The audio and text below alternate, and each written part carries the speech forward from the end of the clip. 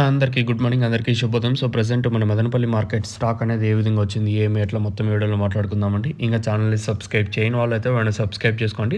అలాగే లైక్ చేయకపోతే వెంటనే లైక్ ప్లస్ సబ్స్క్రైబ్ చేసుకోండి. ప్రస్తుతానికి స్టాక్ అనేది ఏ విధంగా వచ్చింది, ఏమి ఎట్లా మొత్తం వీడియోలో మాట్లాడుకుందామండి.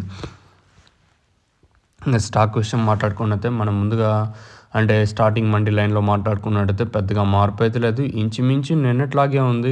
అంటే మీరేమనుకోవచ్చు అంటే రోజు చెప్పింది చెప్తాండ్రు అనుకోవచ్చు.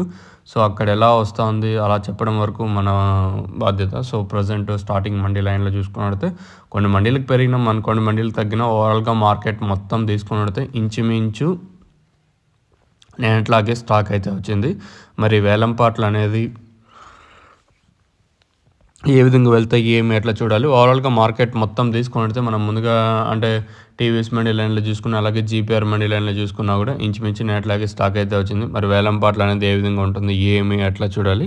మీరైతే ఛానల్ అయితే సబ్స్క్రైబ్ చేయడం అయితే మర్చిపోద్దండి. అలాగే లైక్ చేయడం మాత్రం మర్చిపోద్దండి. ప్రస్తుతానికి ఉన్న అప్డేట్లు అయితే మన మదనపల్లి మార్కెట్ ఇంకా let's wait and see prices అంటే ధరలు అనేది ఏ విధంగా వెళ్తే చూడాలి. ఓవరాల్గా మార్కెట్ మొత్తం తీసుకున్నట్టయితే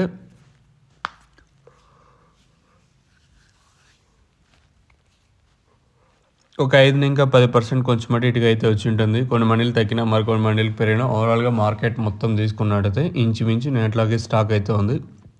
మరి వేలంపాట్లు అనేది ఏ విధంగా ఉంటుంది, ఏమి ఎట్లా చూడాలి.